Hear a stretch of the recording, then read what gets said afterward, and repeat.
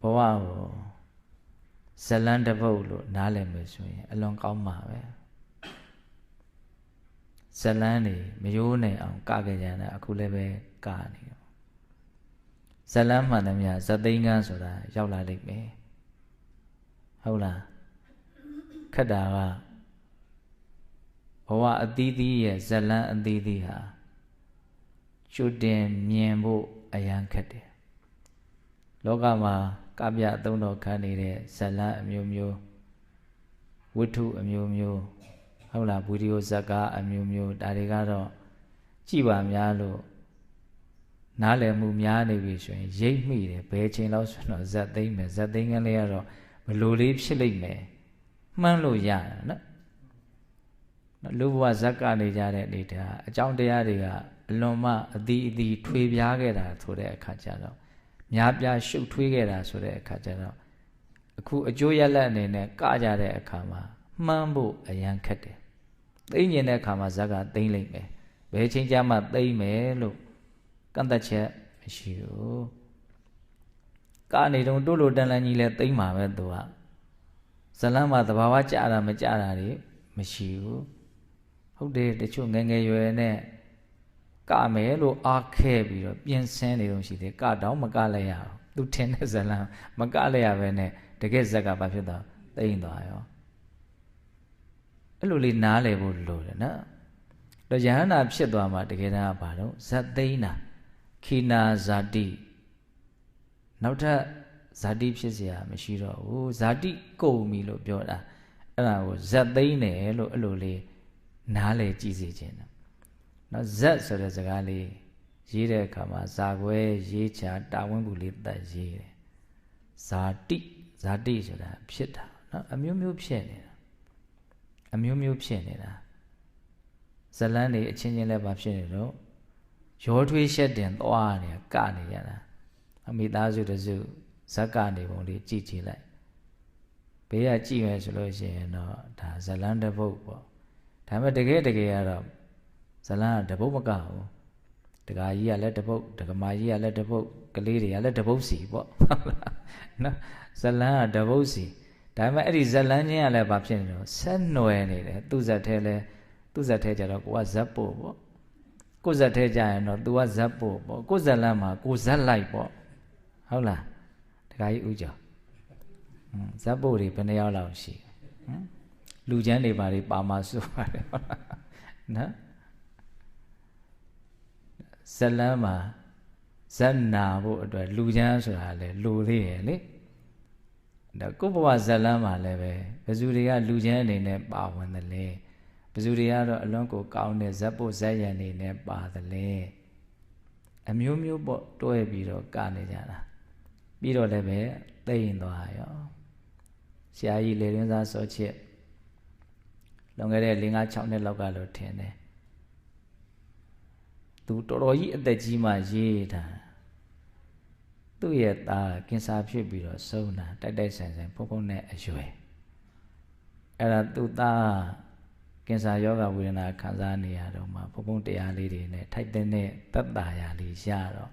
ကျေးဇူးရှိတယ်ဆိုတော့သူတို့မိသားစုဘုံစီရောက်လာပြီးတော့သူရေးတဲ့စာအုပ်ကြီးလှူတယ်စာအုပ်ကြီးရဲ့နာမည်ကကလကာကြီးရဲ့နေပါအောင်ကလို့ကောင်းနေတော့အကြီးဇမင်းသားလောကမှာအတော်အသင့်ခေတ်စားတဲ့တခြင်းတစ်ပုဒ်ရဲ့စာသား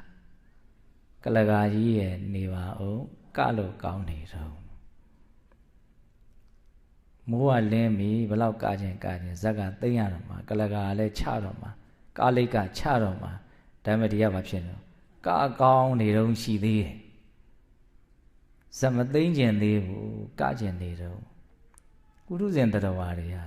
ဇက်မသိမ့်ကျင်ကြဘူးရဲ့အမြဲတမ်းကကျင်နေတာဒီဇလန်းကအရှိန်ကုန်လို့အကြောင်းကုန်လို့ရက်ရပြီဆိုရင်လည်းနောက်ထပ်တစ်ဇက်ထွက်ဖို့အရန်သင့်ဇညွန်ရေးပြီးသားနော်ကမှာနော်ပုံစံမျိုးစုံနဲ့ဒါဇလန်းကောင်းလေးတွေကရမယ်ဆိုရင်ဇလန်းစိုးကြီးကတာနဲ့ဆိုင်နဲ့တော်သေးတယ်ပေါ့ဇက်ကရမယ်အတူတူတော့